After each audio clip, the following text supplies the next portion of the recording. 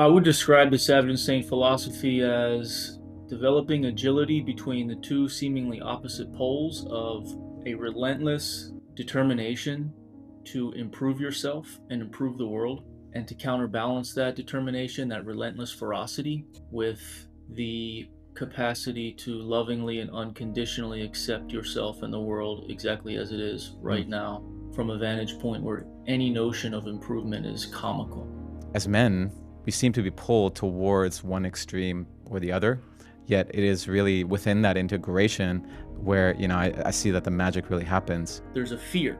If I put down my sword, if I accept myself as I am, if I accept my situation as it is, then I'll just become a lump on the couch. I won't do anything. Nothing will get done. And that's scary. I don't want that. That's not me. But that's not what happens. What happens is, actually, you end the war against yourself. Okay? You stop fighting against yourself. You stop living like you're a square peg that you're trying to ram into a round hole. And that war, that battle against yourself, costs a lot of energetic resources. And when you sign a lasting peace treaty in that battle of you versus you, now you have a whole bunch of resources that are freed up that you can then channel into your path of meaning and purpose. And I think the fear that can be so present for a lot of men is that if I blow the lid off, if I open it and all of that stuff comes up, I'm just going to be an absolute mess. And I'm just going to stay there. Yeah. It's not like that. You're going to be a mess if you keep the lid on. That's Right. the reality of it. If you're a man who's interested in excellence across all the domains of your life, and you're not training your mind, that doesn't make any sense to me. Your mind is the common denominator in every single thing that you do.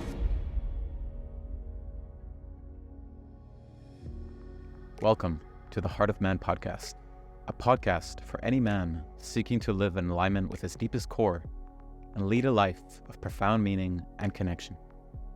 I'm your host, Alex Lehman, and I'm here to empower you through transformative conversations, eye-opening insights, and practical wisdom. Join me now as we venture into the heart of man. Let's dive in. All right, Michael Holt, this is a conversation I've been looking forward to for a while now. Thank you for coming on to the heart of man. My pleasure, man. Thank you for the invitation. Mm-hmm. Diving into some of your work and exploring as well some of the pillars that you speak about.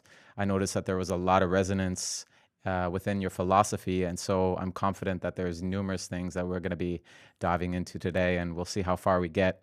But the place, I guess, where I would like to begin is this core pillar, this core element of your work, which is the Savage and Saint philosophy. And just to bring deeper understanding to it, I actually took a quote out of your website that I would like to just read out loud, which is, "My unique lived experiences have taught me that developing fluency in both these languages, the Savage and the Saint, is an absolute requirement for remaining consistent on a never-ending road of becoming the best man you're capable of. This dual fluency birthed my living philosophy of optimal masculine self-governance." So for those tuning in, how would you describe this Savage and Saint philosophy? And also for those who might not know you yet, how did this philosophy took shape in your own life? I would describe the Savage Insane philosophy as developing agility between the two seemingly opposite poles of a relentless determination to improve yourself and improve the world, and to counterbalance that determination, that relentless ferocity, with the capacity to lovingly and unconditionally accept yourself and the world exactly as it is Mm. right now, from a vantage point where any notion of improvement is comical. And if you can do both of those things well, I think you can get pretty far on your path of purpose and meaning. But most men are operating at the savage side of things.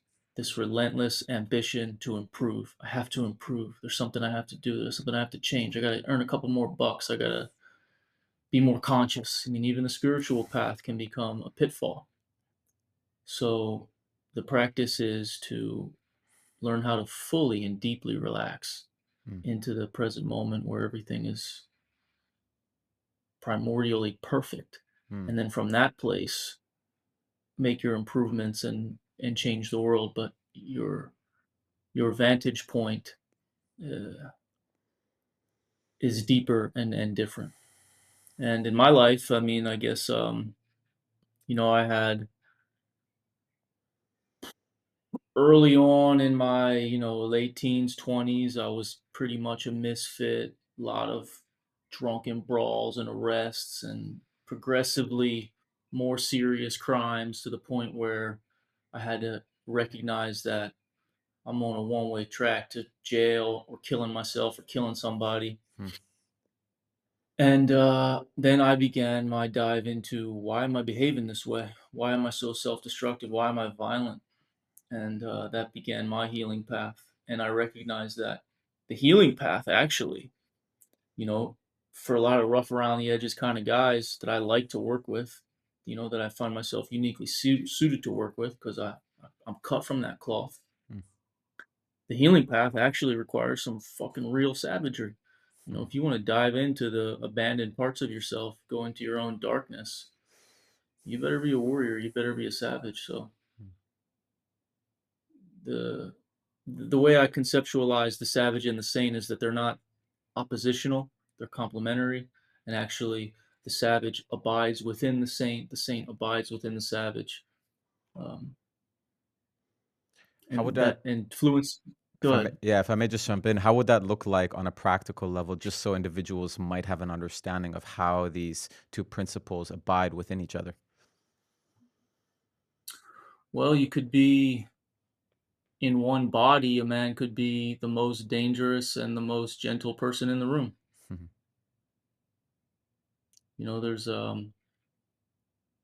There's an unfortunate connotation in the spiritual path and the path of meditation that harmlessness is somehow a badge of honor that a man should strive toward. But I believe, and I've seen it in my life, that actually the people closest to you really depend upon your capacity to express savagery, from your heart, Mm. to set strong boundaries, to protect the people who depend upon you, and also to not allow yourself to wallow in mediocrity, but not allow the people around you, particularly your male friends, to wallow in mediocrity. And that requires some savagery to tell people the truth. Hmm. So the more I walk my path, and the more I steep myself in my practices and in my work, the more what savage and saint means to me changes. Hmm. Like if you would have asked me 10 years ago, I would have said, because I'm a martial art instructor and I'm a deep meditation practitioner. So early stages when I developed this, I thought, well, savage is punches, kicks, knees, and elbows, and saint is meditation. But it's not really that simple. It Hmm. just keeps making more sense to me. It gets deeper and deeper and deeper. Absolutely. And this is as well something that I might just want to extrapolate a little bit more in terms of how that shows up, and as well where the savage lives within the saint, but also where the saint lives within the savage. And I don't know if you've ever been to Bali yourself, Michael, but I think one of the things that is very fascinating about this environment is that you see these very extreme expressions, particularly in the way that men express themselves. You go to a place like Ubud, and you'll find a lot of individuals who are going to be more embodied, more expressed on the saintly side of things. Yet there is an absence of the savagery. Whereas if you go to Canggu, where I'm based, you'll find a lot of savages, right? A lot of gym bros, I'm going to say, a lot of individuals who are more on the path of martial arts or entrepreneurship, yet there's an absence of the saintly side of things. And I have always been fascinated about how, as men, we seem to be pulled towards one extreme or the other, yet it is really Mm-hmm. within that integration where I see that the magic really happens. And I definitely as well agree with what you had communicated, that at least many men that I speak to, and what I as well observed within myself, is that there has been this embodiment or this development within the savage, right? That capacity to have discipline, ambitious side of things, the capacity to override feeling and to move past any obstacle. This was something that, was something I was very familiar in. Yet the challenge presented itself for me more in the saintly side of things, to allow things, to welcome things, to soften into the experience that I was having. And I noticed that this can be something that a lot of men are afraid of, essentially, or is just deeply missing. And upon reflection as well, I noticed that I guess there can be this concern that if I really allowed myself to embody this or to welcome things as they are, I might lose my edge, right? Exactly. I might Yeah. become complacent. I might be weak, or I judge those things due to my conditioning. And so I'm curious, for those individuals tuning in who might have that same perspective, what would you be saying? And the second part to that question is, I'm curious, how does the overexpression of the either savage or saint show up in a man's life? Well, you said quite a bit there, my friend. And I have been to Bali, and my experience was exactly the way you articulated it. I was in a booth at the Yoga Nest with the ecstatic dancers, Yeah. and I was in, I think it's in Canggu. I forget where's Bali MMA. Yes, it's in Canggu. It's at the heart of Canggu. Yup, and I was with the CrossFitters and the MMA guys in Nice. Canggu, and you nailed it. It's just like that, and there's not Yep. a lot of overlap. Yep. And there's not a lot of overlap, unfortunately. That's why I'm on a mission to show that not only can you be both, but you must be both Mhm. to reach your fullness. But you said something very profound, and I can on 100% relate. And this is a common thread in all my one-on-one work with my guys. Guys who naturally orient toward the savage side of things, toward the ambition, toward the discipline, toward the perseverance, through the conquering, through the crushing, through the keep moving forward. They they've developed discipline, which is critical. But like you said, there's a fear. If I if I put down my sword, if I accept myself as I am, if I accept my situation as it is, then I'll just become a lump on the couch. I won't do anything. Nothing will get done. I'll just I might as well I'll be one of these fucking guys at the ecstatic dance class. And that's scary. I don't want that. That's not me. Yep. But that's not what happens. What happens is actually you end the war against yourself.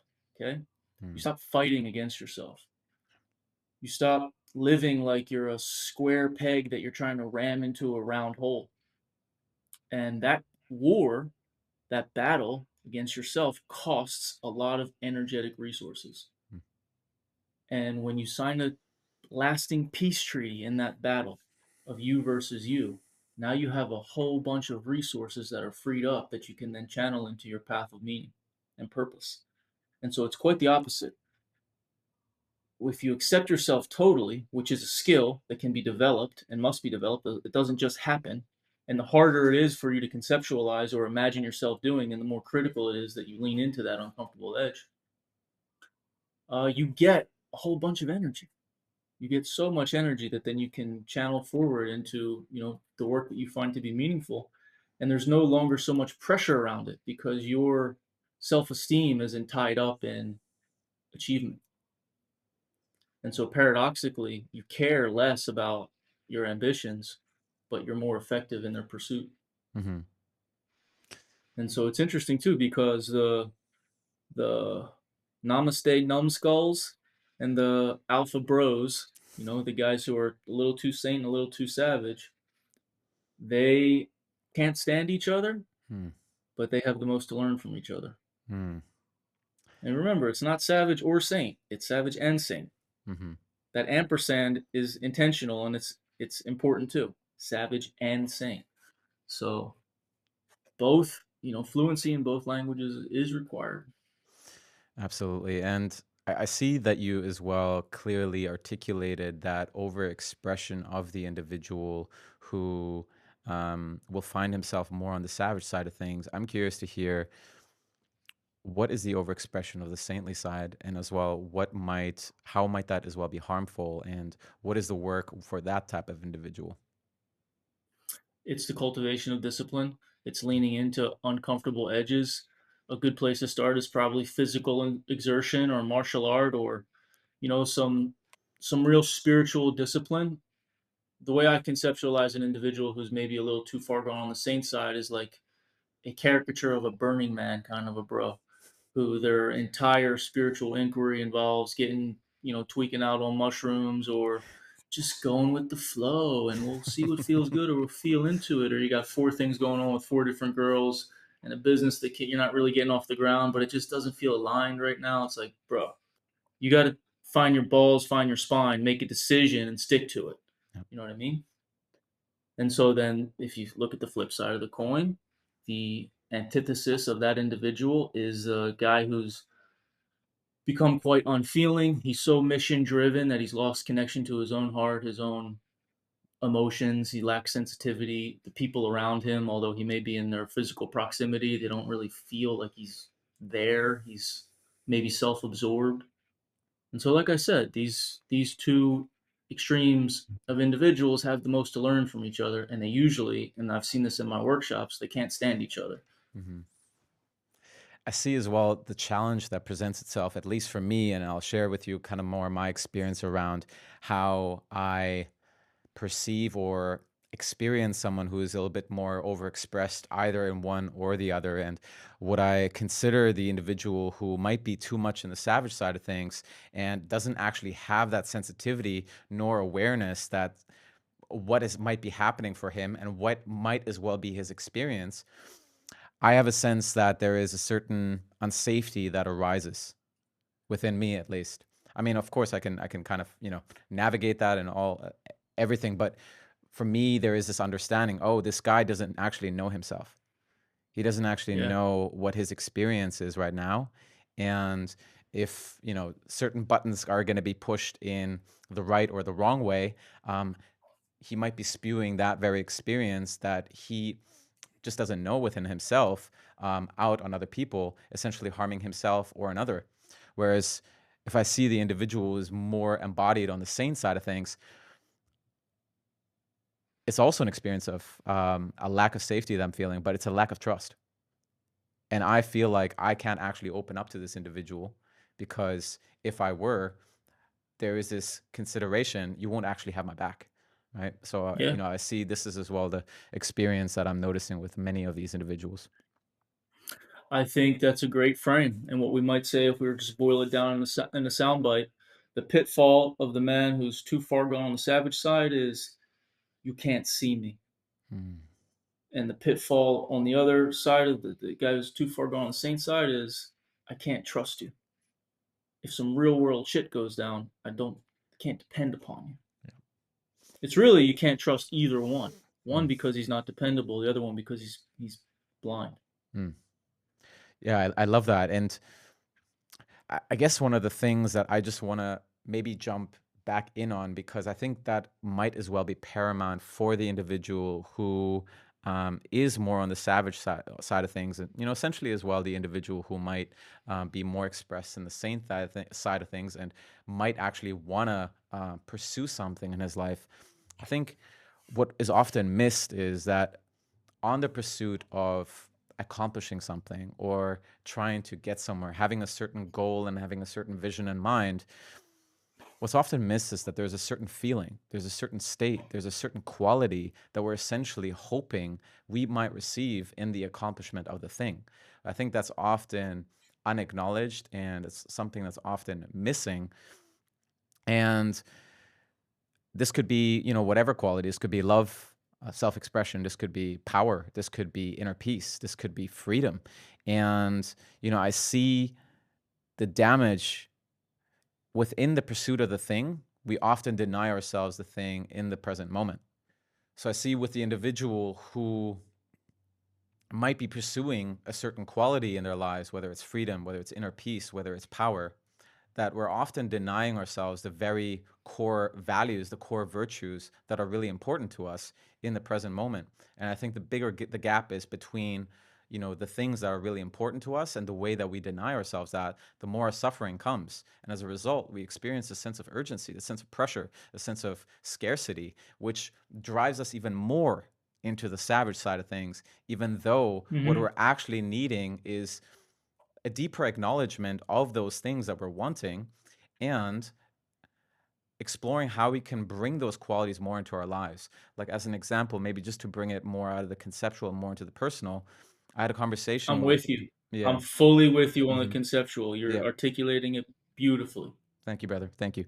Yeah, I guess I just want to bring it a little bit more into the personal for anyone who's listening in who might not fully grasp what I'm saying yet. And what I'm considering is, like, I had this conversation with a man yesterday who one of his core values is freedom. And, he's on the pursuit at the moment of building this business. And he's relentlessly going for it. And what I've noticed in his experience is that he's absolutely suffering because the very quality that he's pursuing and is so important to him, he's denying himself that very thing in his life at the moment. And so this is creating so much pressure to get to that place where he hopefully will experience more freedom. Yet the consideration that I offered him is, how can you provide yourself pockets of freedom in the present moment, in the day to day, right? Because that will soften maybe the experience that you're having and as well the pressure that you're feeling. I'm not dismissing the fact that when we're building something, there are certain sacrifices we have to make.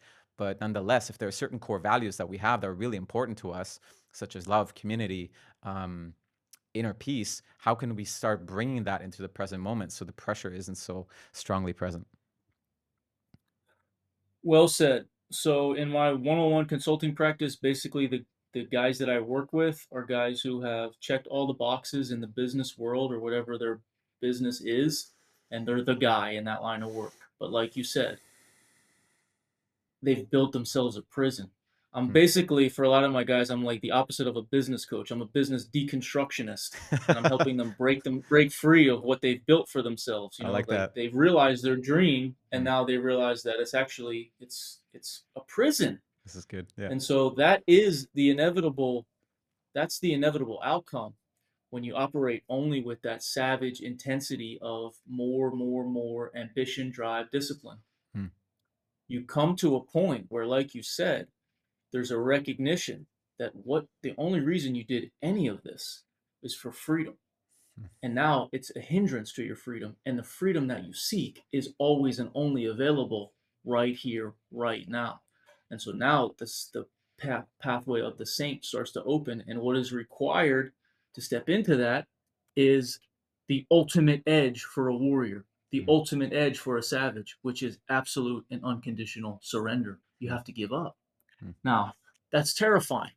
And if you've operated at that savage capacity for weeks, months, years, decades, then it's actually easier. If you really get in tune with yourself, it's easier for you to just keep slogging than it is to give up. Yeah. But I'm not talking about, this is a critical distinction. I'm not talking about, I give up, I give up. Oh, it's so hard. I give up, I give up. I'm talking about, give up, I. And now we're talking about the deep spiritual practice. And now we're talking about how the saint is the real savage because you have to give up your identity as an individual enclosed and separate from the all. Mm. And in the surrender, in the laying down your sword and your shield and giving up that identity, you actually have the opportunity directly and perceptually to experience the freedom of the all, of a deeper connection with a depth of yourself that is wider, bigger, and more clear than you can imagine. Mm. And so, what are we talking about? Annihilation. We're talking about awakening, real freedom, like dying before you die. That is the pathway of the saint. But to get a place at that table, you have to be an absolute savage. So to draw our attention a little bit more to this theme of meditation, as mentioned, it's been something that has deeply impacted me in my own life and has been part of my practice for the last 7 years very devotionally. And from my understanding, it's really supported you as well in becoming the man who you are today. Meditation isn't something that we had explored so extensively yet on the podcast. So I'm excited to dive more deeply into it with you. as I'm aware that a lot of individuals will probably have their own associations to and assumptions towards meditation, perhaps we can begin by just bringing your definition of what meditation is, and just so the guys listening in have a bit of a general understanding of what this practice is really about. I would I would say that meditation in my framework is the progressive training of attentional skills Hmm, through consistent effort, through consistency and intensity can bring about insights about the relative self and ultimate reality, really. hmm, I've had the supreme good fortune of encountering real deal, bona fide meditation teachers. I always say, I live in Southern California. Everybody's a freaking meditation teacher around here. Everybody's a meditation teacher. It's meaningless, hmm, You really do have to get clear on terms because meditation means a lot of different things to a lot of different people, yeah, and most people honestly don't really know what they're talking about. And the deeper I get into my practice, the shorter the list gets of individuals who I will sit at their feet and listen to exactly what they say and do exactly what they tell me to do. Like I said, I've never really gravitated toward the the delivery or conceptualization of meditation as like super mystical or even spiritual. It is that, and it becomes deeply, deeply spiritual and deeply mystical through direct experience if you consistently and intensely train the requisite attentional skills, hmm, which are concentration, developing strong mentalizing ability, sensitivity, equanimity. But like I said, these are skills that can be developed. And I think that the pitfall that I see with a lot of novice meditators, especially dudes, is that they don't try hard enough. hmm, And that's counterintuitive to a lot of people because people reflexively think of meditation as it should be just like, oh, it should be totally zen and just a way to just kind of zone out and relax. Now, good meditation practice becomes more relaxing than you can even articulate, but only because you approached it at the outset with real discipline and real intensity. It's like developing muscle. Like if a guy's at the gym or if a guy's a martial artist, to get good at anything, you got to try really hard. You got to push yourself harder than you want to push yourself. hmm. And you got to show up when you don't want to do it. Meditation is no different. And so I've had, men's retreats and stuff where I'll have guys come up to me afterward and say, "You know what, man? I never ever heard anybody tell me to try harder during a meditation period." But that, even in the sacred text, they say the whip and the rope are necessary at the Mm, outset. So you really do have to come with some savagery, honestly, to wrangle your mind and pull it over and over from its constant wandering mm, and train it. mhm, Imagine if you were to train a bull or to train a wild feral animal. You couldn't do that in a passive way. It'd have to be very, very active, very, very direct, and very, very forceful at first. But then eventually, the animal just it's well trained. It just goes where you want it to go. It doesn't go where you don't want it to go. mhm, And so for me, the training of the mind, if you're a man who's interested in excellence across all the domains of your life and you're not training your mind, that doesn't make any sense to me. Your mind is the common denominator in every single thing that you do. And if you can train your mind, if you can develop concentration, if you can develop the ability to notice when your mind has wandered into an old script that generates an emotion that's not pleasant and prevent it from doing that and incline it over and over toward positivity, you're going to get better at every single thing that you do. Meditation to me is it's it's it's become less something that I do for 40 minutes in the morning and it's like just a way of approaching life. It's it's intertwined with everything that I do. yeah, absolutely. And so, from my understanding of what I heard you say, it seems like where the challenge already presents itself for a lot of men is a misunderstanding of what meditation is and what meditation is truly supposed to be about. And it sounds like the difficulty already begins with this notion that when we're meditating, we're supposed to be these peaceful individuals. And, so often I hear, I can't stop my mind. I have all these thoughts and I can't actually stop myself from having these thoughts. And a lot of individuals in such situations will seek to control their minds. And essentially, what I'm seeing is that a lot of individuals will, through the lack of practice or the lack of competency in that, will feel very defeated. And as a result, there isn't so much of that return of investment of what they're really wanting, Totally. which is unfortunate, Totally. right? Because essentially it is a practice that is supposed to, cultivate a particular certain skills and certain competencies, as you said, right? Like I consider, so for me, my background had with meditation, had started more through Vipassana meditation. And I consider as well, when I did my first Vipassana 6 years ago, I was in Kathmandu in Nepal. And for me, I was totally bought into meditation, not so much from the practice that I was doing, because, for me, it was just, all right, I agreed to this and I'm just going to go through this no matter what. Right. So, like, I really had come at it from this mindset and I was relentless about it. And it was incredibly challenging and incredibly difficult. But where I was completely bought in, Michael, was when I came out of that experience. I went into the the center of Kathmandu, and I don't know if you've been to Kathmandu, but it's crazy over there, man. And like a lot of traffic and just a lot of noise and it's just chaos, right? And I literally felt like I was floating.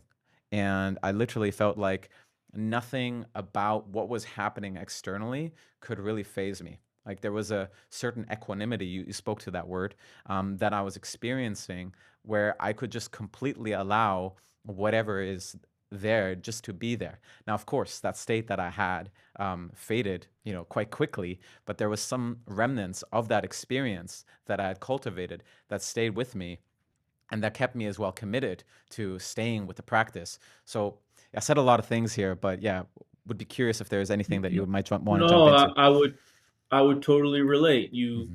through a period of deep practice, you planted some seeds of insight, and those seeds blossomed as you ventured off the retreat grounds into, normal everyday life, and that's the way that it goes. Retreat practice, you said, is it was very hard for you. It is very hard. That's another thing. I want to dispel this notion that a meditation retreat is like a relaxing experience. It's probably one of the hardest things you could ever do. I mean, imagine removing all of the pacifiers that we suck on to distract us from our feelings. Hmm. And there's nothing there but you and you, Hmm. especially if you're a highly ambitious, very active, always mission driven kind of individual, then an edge for you is to just sit still.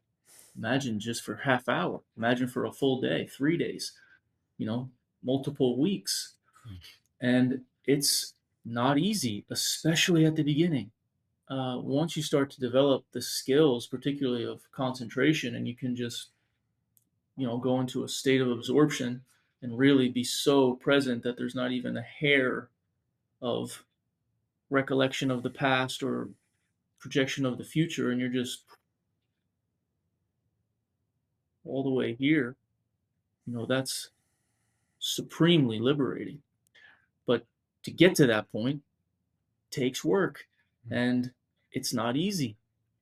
So the retreat practice itself, in my experience, having done many, many, many, many long retreats over the years, I don't even know how many it's been at this point. They're never particularly enjoyable. It's it's the way that you meet your life after the retreat that you realize, wow, it's hard to articulate, but there's just more spaciousness. There's more space around me, more I'm more able to respond intentionally and behave intentionally. And I'm not reactive. There's more a heightened capacity to be intentional with your thoughts and your behaviors. You can start to allow your intention or your visualization for the highest version of yourself to steer the ship of your daily life, and there's less friction. You gravitate more toward skillful behavior and excellence. I believe And it's go I ahead. I believe one of the most damaging ways that I see a lack of a cultivated mind, I'm going to say, shows up for an individual is when they have these unconscious stories, these unconscious judgments or beliefs that are unbeknownst to them running the show without even noticing. And those stories, those beliefs, those judgments are essentially generating certain feelings, certain emotions. And it's not that they're just feeling them, but they become them. They identify with them. And I think this is as well where meditation has helped me so deeply, in the sense that it has supported me in disidentifying from those experiences and see what might be happening from a little bit more space, but also bring the practice of, I'm going to say, inquiry into whatever my experience is at a certain moment, whether it's fear, whether it's shame, whether it's anger, and really challenge what might be there. So I think this is also something I might just want to bring in and draw our awareness to, in terms of the power that meditation can really have in our lives, if we bring that as a relentless practice. Absolutely. Meditation can introduce you to the power that you do have that you're likely misusing. Hmm. Because, like you said, so one of the skills developed in the formal practice of meditation is what we could call metacognition or mentalizing. This is just an inevitable consequence of practice. Yep. It's the ability to self reflect or think about what you're thinking about or notice what you're thinking about. Hmm. Not during a period of meditation. I mean, when you're just bopping around on planet Earth doing the things that you do. Because for many of us, and I'll always bring this up in the online classes and the workshops, how many of us, by show of hands, have noticed that you can think your way into some pretty awful feelings? You can remove your mind totally from the neutrality of the present moment and create a story that elicits a feeling that is not pleasant. Yep. Of course, everyone does it all the time.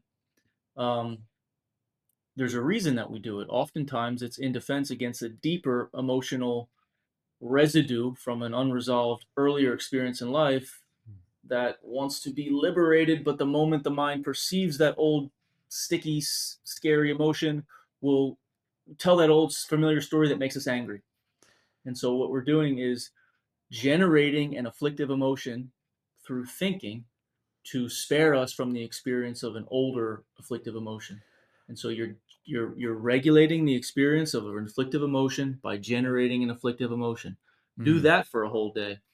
Do that for a whole day. Do that for a whole week. Do that for a few years. And that's why your limbic system is fried. That's why you're exhausted. Yep. That's why you're continually depleted. But the good news is, if we can agree that this process happens, there's a flip side to the coin.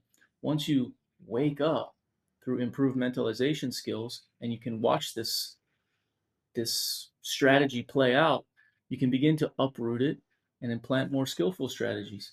Mm. You can generate positive emotions. This is possible.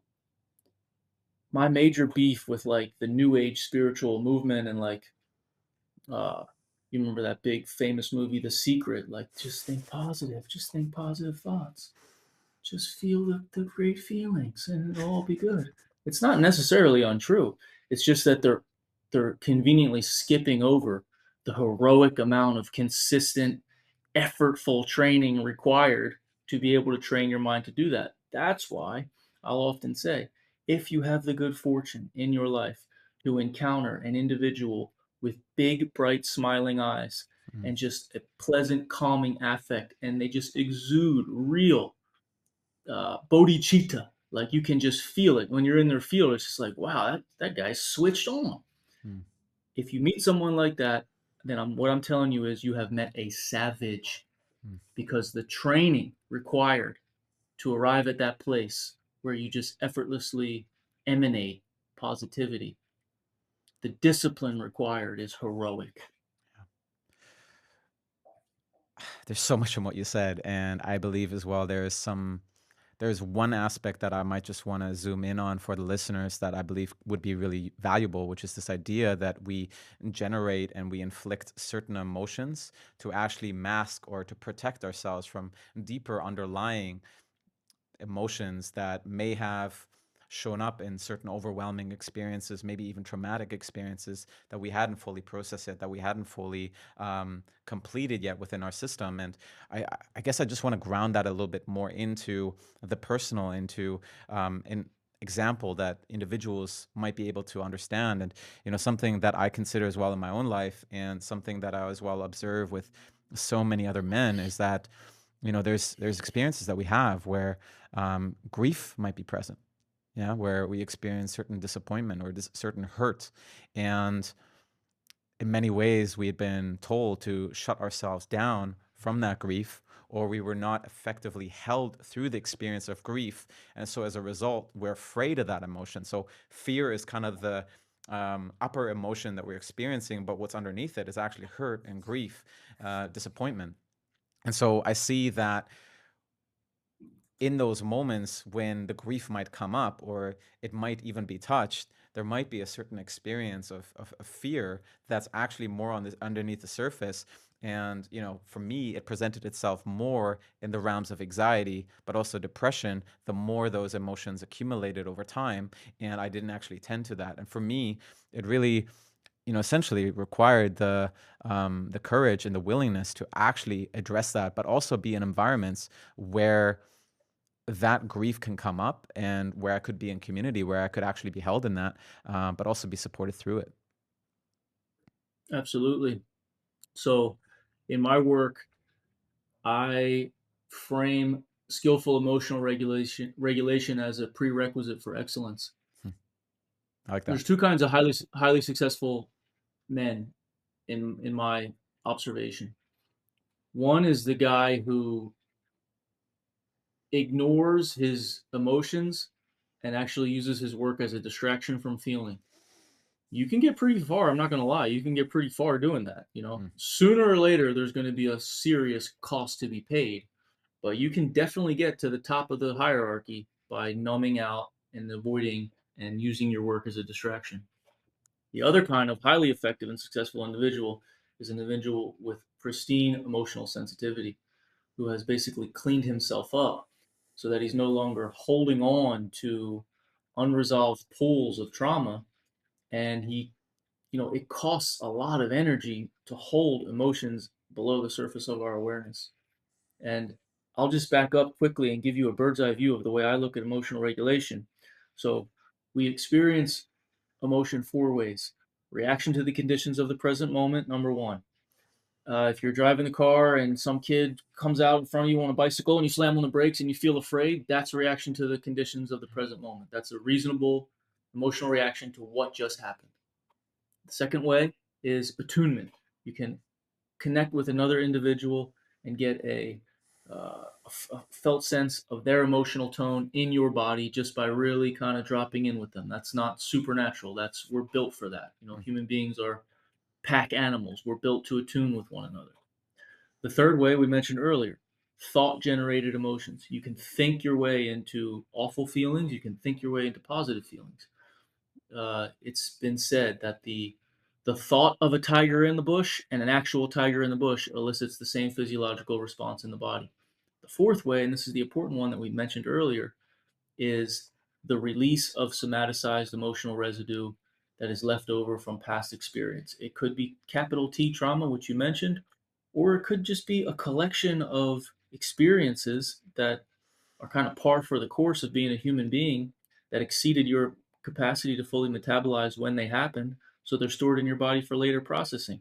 Now, what happens for no apparent reason connected to the present moment, the intelligence of your body decides that now is a good time to start allowing some of that grief to liberate.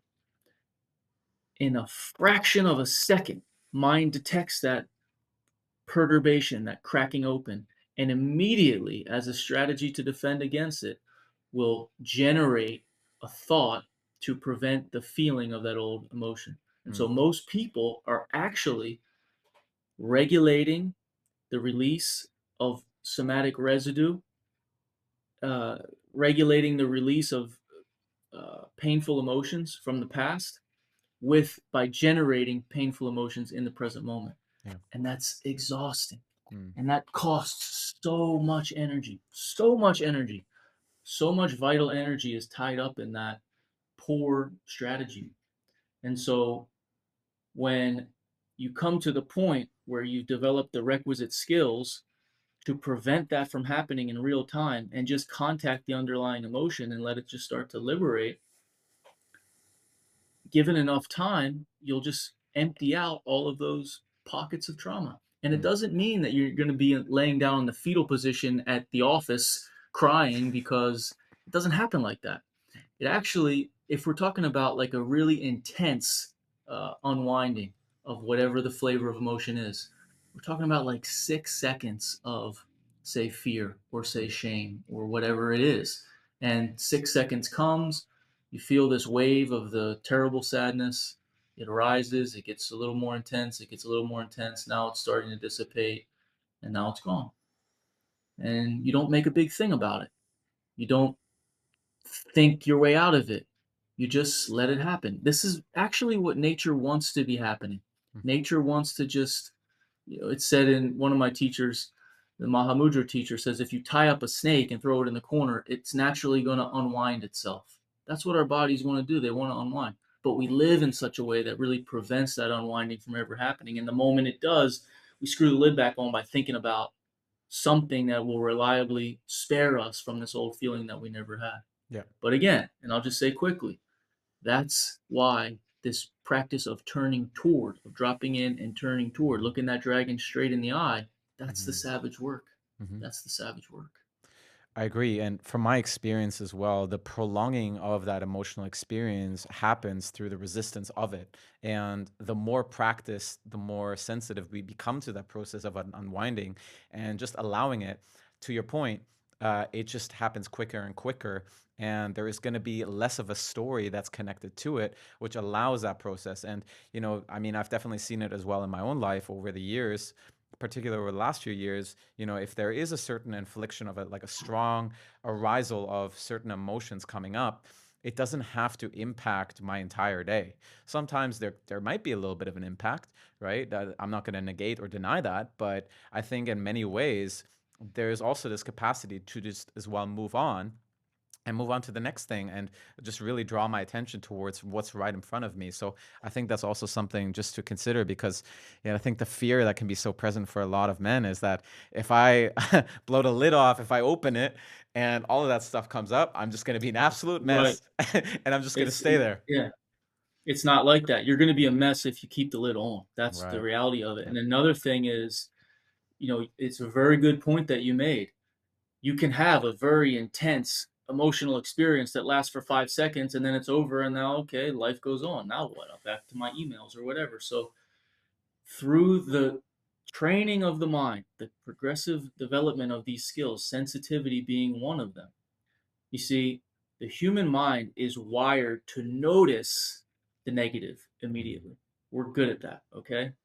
Anything that has an impact on our survival, we're built to notice. Pleasant things takes some training to actually notice, but it's not hard to catch that arising of whatever the negative feeling is. It's not hard to catch that. The untrained mind can catch that. Mhm. The hard thing is to notice the moment that it goes away, Mm. because the untrained mind doesn't catch that progressive kind of lessening of the intensity to the point where it just dissolves back into the space of awareness and it's gone.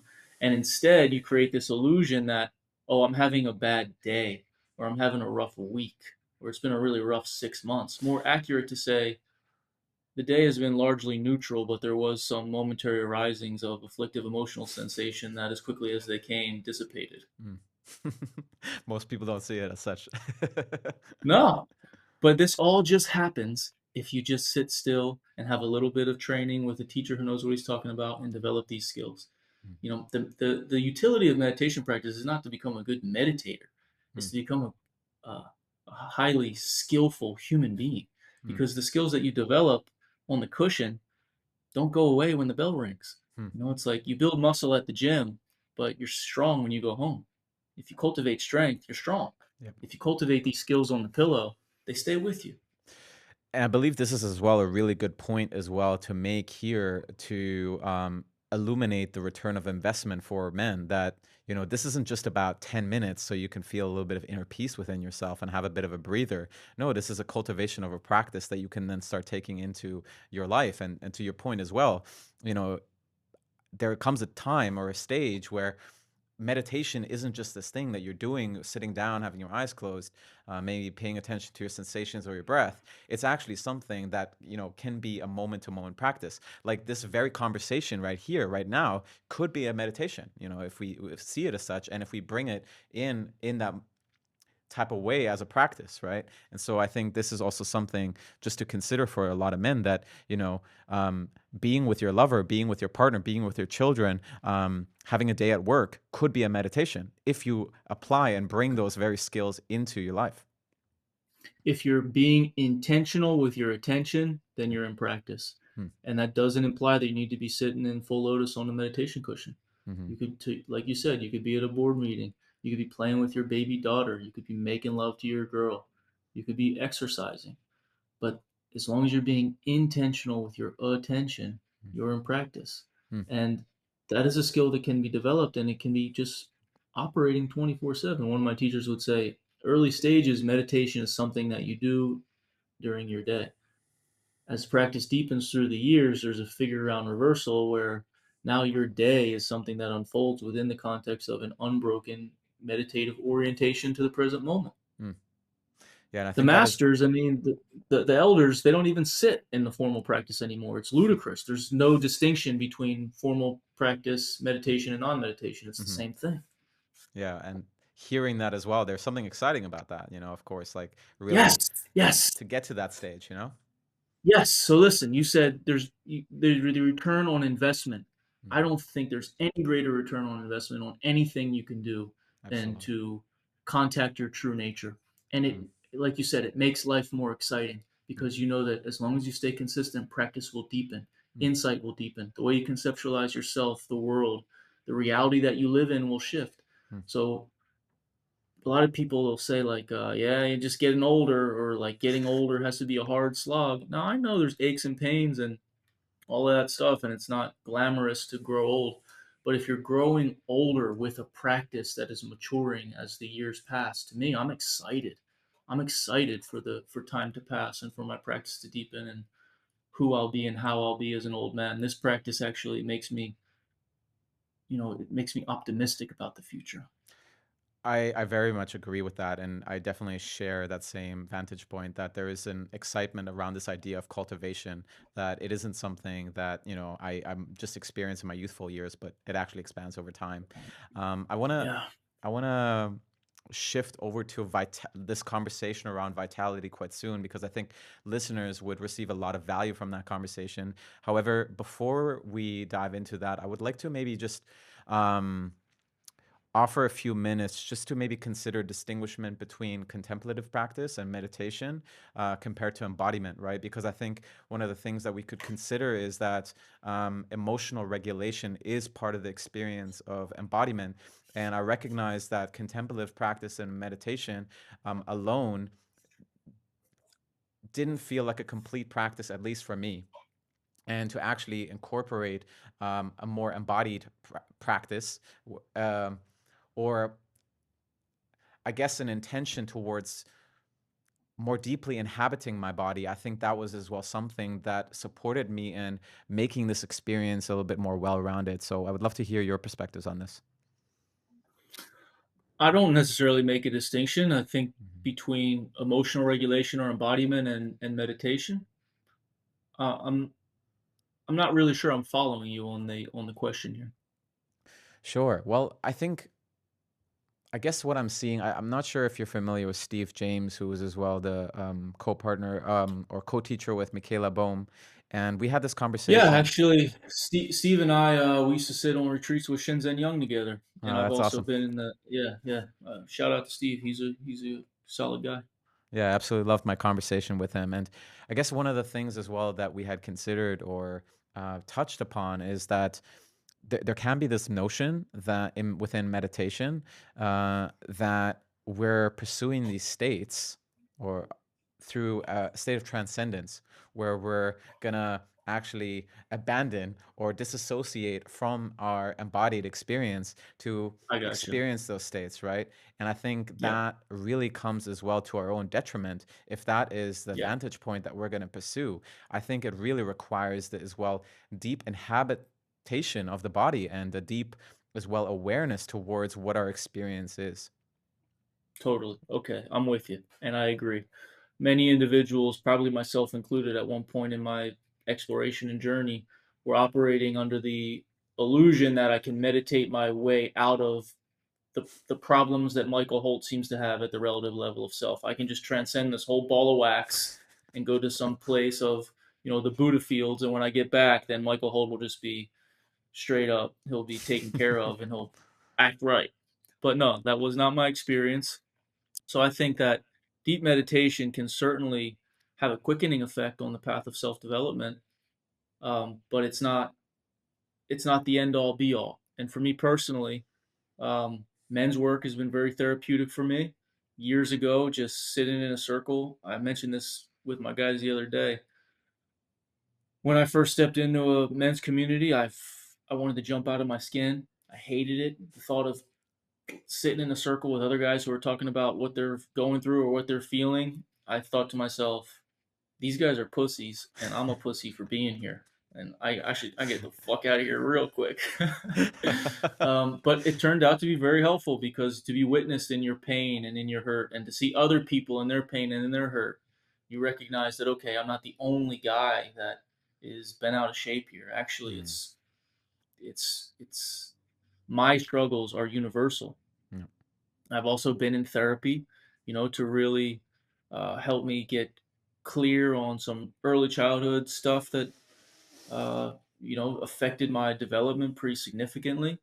And I think all of those strategies, to become a well-rounded individual, are critical. It's like I think the Ken Wilber model is cleaning up and waking up. So cleaning up is the things that you do in community at the relative level of yourself.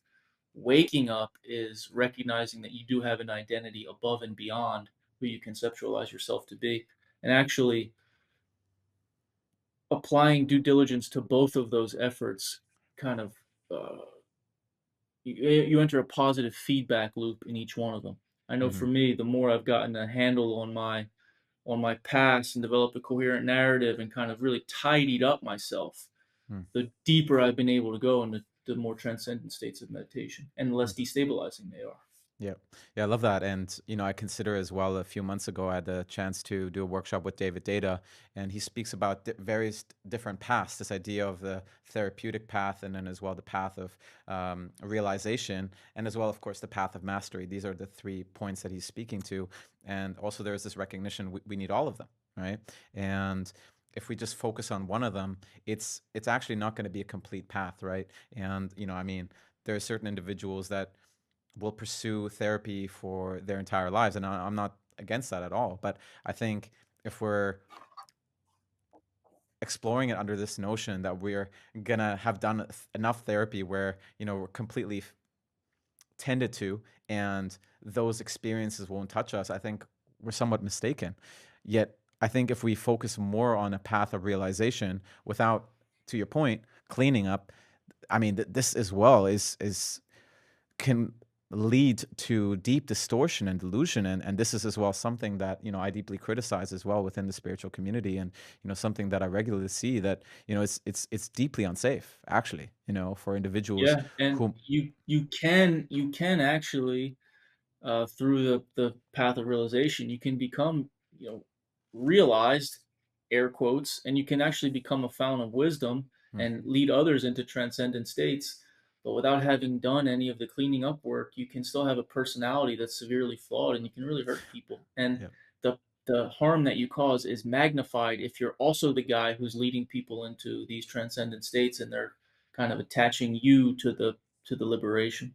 Yeah. So that's why if you're going to be skillful human being, like you said, the path of waking up and cleaning up, most both must be taken with due diligence. One of my teachers shares a quote, I forgot who it's from, but the true yogi has insight as vast as the sky and conduct as fine as barley flour. Mm. Mm. Yeah, man, it's beautiful. Inside and good conduct simultaneously. Yeah, Hmm. yeah. All right, man. Let's transition over to this conversation around vitality. I know this is something that you address quite regularly, and it's also something I'm personally very passionate about. So, for the individuals who, have maybe some association to that word, but don't really understand what that might mean, let's begin with a definition around what does vitality mean to you, and as well, how can we start stepping into more vitality as men? Vitality means uh, an embodied experience of life force energy, of feeling that you have honestly more than enough life force energy to meet and exceed the demands of your day and to create something that is meaningful to you. Hmm, You're not stuck in a rut. Unfortunately, we live in a culture that normalizes a state of severe depletion, and all of our cultural norms are around depleting our vitality. And so the course that I developed, the Masculine Vitality Program, is a blueprint for how to become more vitally, vibrantly alive so that you have the creative energy required to architect a life of meaning. hmm, How do you get there? It's pretty simple, actually. I mean, it's very practical information. We're talking about the basics. And it's actually, I'm going to tell you the things that I'll recommend. It's probably not going to sound like revolutionary information to you, but the real utility of the work is this inquiry. If you already knew that you could be or should be doing this stuff, why aren't you?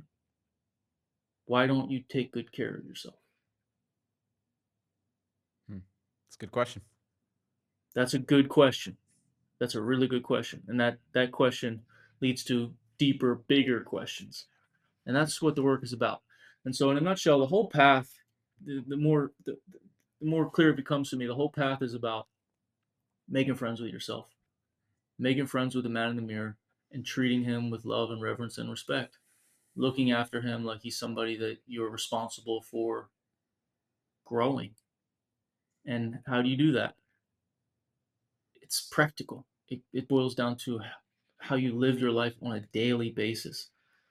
So we talked quite extensively already about meditation. So training of your attention, becoming intentional with your attention. That's chapter one. If you can do that, everything next becomes very, very easy. If you don't bother to do that, then you'll constantly be at a battle with what I'm about to say now. So some training, some level of stewardship over your mind, establishing functional breathing, and learning how to breathe yourself into transcendent states, which is possible for anybody. Absolutely. Anybody. You can have mind blowing psychedelic experiences through no exogenous substances, only the breath, and you can do that every single day, and all the side effects are profoundly positive. Why weren't we taught this in school? You got me. Well, we both know why, but Hmm. that's going to be a whole nother podcast. So, mind, breath, sleep hygiene, Hmm. establishing pristine sleep hygiene. I say to my guys all the time, if I had a drug that would make you smarter, more handsome, more virile, um, it'll help you lose weight, demonstrably improve your cognition and your creativity. Would you be interested? That's what sleep is. So to really bring some like structure to sleep, to value it like the treasure that it is. Drink good clean water and enough of it. Eat real food only. If it would confuse a primitive man, it's not allowed inside the vessel. You know, purify your vessel. Food is not just calories, it's information. Yep. And unfortunately, the language that modern food products speak is not the language that our body speaks, and that creates all kind of problems that can be nipped in the bud if you just eat real food. Hmm. And then lastly, move your body every day in a way that feels good to you. You don't have to go to the gym and set PRs. You don't have to get in the ring. You can do both of those things if that's what, feels good to your spirit. But movement doesn't need to be um, brutal or painful. Yep. Doesn't even need to be exercise, Hmm. just a walk in the park, whatever. So if you check all those six boxes every single day for a sizable chunk of time, Now you're going to start to know what I'm talking about when I say vitality, because you get into this mode of being where you feel fully alive. And the better you sleep, the more you want to just eat real food. And the more you just eat real food, the more you want to move your body. And the more you move your body, the more connected you get to your breath. The more connected you get to your breath, the deeper you go in meditation. The deeper you go in meditation, the more you understand the importance of good, clean water. The more you drink, see what I'm saying? Yep. It's this positive feedback loop. And most guys who are living according to the norms of our modern culture are stuck in a negative feedback loop. Jacking off to porno, Netflix binge, doom scrolling. You start to stack up these losses and you just get in a momentum where it's just Mhm. easier and easier to lose, lose, and lose. Mm. But the way I've developed the Masculine Vitality program is just a slow, steady, it's not intense at all. It's lifestyle modifications that are introduced at a pace that is manageable. And by the end of the 12-week course, you now have an example of what a good day is. And now it's your responsibility to get some momentum and live that day every day to the best of your ability. I love this, man. And, I'm a very practical guy as well, even though I've always loved philosophical and spiritual explorations. But, I think this is something as well, in terms of everything that you had communicated, that individuals will already have a depth of understanding on, perhaps outside of meditation and breath work or breathing. But I think this is also something that, we can get very quick information on. And so, just to draw as well, our attention back to the question that you had started asked at the beginning, which is, why are you not doing those things? Because it's quite clear, and I Exactly. see that as well in myself. Sometimes when I'm not doing so well, um, it will probably fall back to one of these 6 points, right? So I guess one thing I might just want to add, because I haven't heard you speak about this, and I'm curious about it. Um, to your point as well around the ways that we leak energy, and I see, jacking off to pornography is one of those things. And I wonder as well where sexual practice is something as well that is supportive in the cultivation of energy, whether it's through semen retention. I'm curious to hear if you have some thoughts on that. Yeah, absolutely. I mean, I teach about health and vitality. There's zero distinction between health and sexual health. And I represent that point in the coursework all the time, because maybe guys they're not so vested in eating real food for the mundane reasons that it's going to improve their skin, their cardiovascular health, help them lose weight, put years back on their life. But the moment you say it's going to increase the strength of your erections, wait, what? What'd you say? Eat real food? If I eat real food, I get harder boners? Yeah, dude. So this practice of cultivating vitality is not at all divorced from sexual vitality and sexual health. It's the Yeah. same thing. In fact, the intelligence of your body, once you start to become depleted, Mm, it starts to just kind of sever off whatever you don't need for survival. You hmm. don't need to have sex to survive. So your libido is the first thing to go when you start to become depleted. And starts to come back online when you start to become healthy. Yep.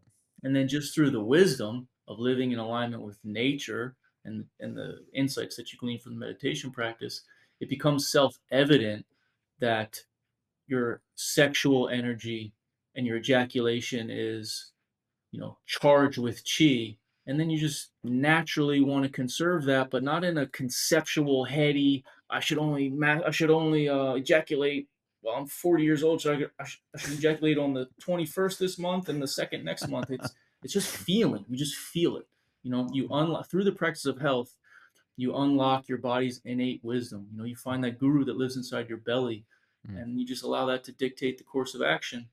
yep. And because you've surrendered the intellectualization and the discipline of all of it, you enter the path of harmony, which I describe as this chapter of life where the thing that you want to do and the thing that's best for you are the same thing, and there's no friction anymore. Yeah, man. And, as well to Again, bringing understanding as well to the return of investment for guys. I think there is something just so incredibly impactful and rich about pursuing a practice of vitality. And the way I see it as well, like it is a practice. There are certain days where I might not feel so vital, and there's certain days where I'm just like surging with energy. And it's incredible when I have those days because there's a fullness that I experience. There's a certain power, there's a certain virility to as well, the point that you made, that I experience in my life. And I mean, when we can come from that place, like there's truly this notion of, we're unstoppable. So I think that is just an exciting pursuit to go on. Absolutely. And that's one of the things we'll do in the courses. I'll have an acronym RPV, the rate of perceived vitality, because I think everyone can relate to what you just said. Some days I feel like I want to kick the sheets off and just I crush it, and then other days I just want to lay down in the corner and weep, or maybe it's a little bit extreme, but so the practice is to really start to get clear. Okay, I'm having a really off day. What did I eat yesterday? How did Mm, I sleep last night? What are the variables here? And you start to get really clear and coherent on those variables. I'm having an amazing day. What were the last 3 days like? And so you start to become a detective with regard to your own vital energy. And it starts to become something that you begin to intelligently know how to cultivate. And then you just naturally want to protect it. So you abstain from the behaviors and things that you know are going to deplete you and gravitate toward the things that you know are going to vitalize you. But discipline is not required because it's the reward um, for the practices that cultivate vitality are immediate, and the cost for the things that are depleted are also immediate, especially mm, as you become more sensitive in your body. mm, So discipline can just be, it's almost like a snake sheds its skin and discipline is just gone. You don't need it anymore. mm. But the critical thing is, and I'll be brief here, this is the information age. So I can give you a whole bunch of stats on sleep and hydration and nutrition, but everybody knows it. So the real question is, if you know it, how do you explain your daily life? And that's where the work is. Yeah, man. Let's leave our listeners with that. I want to be respectful of your time, so just if you can bear with me as well, just a few minutes longer, just to ask you some final questions. But before I ask you my Absolutely. final one, where can our listeners find you? And as well, is there anything you want our listeners to know about in terms of what you're offering? Yeah, go to savageandsaint.com. That's savage and saint, AND. There you'll find, all of the opportunities to engage. There's an online course that I've developed, an email course that's completely complimentary. If you Mm. sign up, you'll get a message in your inbox every other day, I think, for 2 weeks, which is, I put a lot of work into it. So grab that, and then you can hit me on Instagram, Savage and Saint, and you'll stay in the loop as long as you follow me there around upcoming offerings, the Masculine Vitality Program, men's retreats, etc. Amazing, man. And I'll make sure as well to put all that in the show notes as always. And yeah, before I ask you my final question, just want to say thank you for your time, for all the wisdom that you parted with our listeners here. And I'm confident as well that individuals will have received a lot of value from it. And I have for sure as well enjoyed our conversation. Likewise, man, I really appreciate it. Time sure flies when you're having fun. I agree, man. All right, man. Let's close it off with this question, which is you spoke to that this work encompasses this idea of really finding love for the man in the mirror. And from my understanding, the way that your journey started was that you had struggled to find love for the man in the mirror. So, for the man who has listened to up until this point and finds himself in a similar position, I wonder what is one thing that he could do today that could initiate his journey towards finding more love, respect, and reverence for that man he sees in his reflection. I call it the grandfather practice, and this is something that this is actually like chapter one in the Masculine Vitality Program. Okay, so what you want to do is start at the finish line. You cannot wait until you jump through enough hoops where you feel worthy of your own love, respect, and reverence. Start at the finish line. And what I want you to do is, you could even close your eyes right now and just imagine that you've gotten your life together, and days have passed into years, into decades, and you're an old man, you're a wise elder, you have a full heart and a clear mind, you're happy, you're living the life that you dreamed of. And I want you to imagine what that individual would say to you now. mm, How would he look at you now? What advice might he share with you now?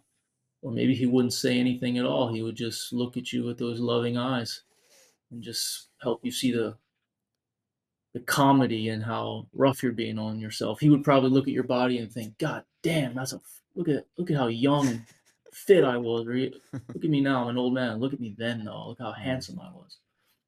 And so to actually practice, to take a minute, just 1 minute every day, looking at your own reflection in the mirror. But imagine that behind your eyes is that old man. And what might mm, he say to you? How might he look at you? mm, And through repetition, you can internalize that and build that system. Because if you're having a hard time, or let's say you're struggling with self-loathing, that didn't just happen. That's a skill that you've practiced often and developed and become very efficient at. mm. So you can in fact learn the opposite. It just takes practice. And the more, I'll say, the more you want to jump out of your skin, or the more the thought of looking at yourself in the mirror and being kind to yourself seems like the last thing you'd ever want to do, the more important it is that you do it. I love that you're bringing this as well as a practice. And if I consider as well within my morning practice this morning, I did the I see practice from Justin Patrick Pierce. And, it was a very impactful as well for me. It's something I'm starting to bring it back regularly into my life. And, it's a different practice, but, it speaks to really as well starting to see ourselves as we are. And I think this is really the important practice. So, yeah, let's leave it here for our listeners. And The law, I'll say this quick, the law is that you're going to get very good at whatever you practice. Just start to become aware of what you're practicing. yeah, man. All right. This is, I think, a good place for our listeners to stay and to chew on some information. Thanks again, Michael. For our listeners, I hope you received a lot of value from this conversation. As always, if you had found value, make sure as well to pay it forward to another man who might as well contribute from this conversation. And until next time, signing off. Thank you for listening to this episode. Your time and attention is truly appreciated. If you enjoyed the show, make sure to subscribe to stay tuned for my upcoming episodes. And in case you know somebody who would find this episode helpful, I encourage you to pay it forward. Finally, if you've personally been receiving value from the show, one way you're able to support this podcast is by leaving a 5-star rating and a written review on Apple Podcasts or Spotify. Not only does this help more people find the show, but it also supports me in bringing more incredible guests on for the future. I'm your host, Alex Lehman, and until next time, signing off.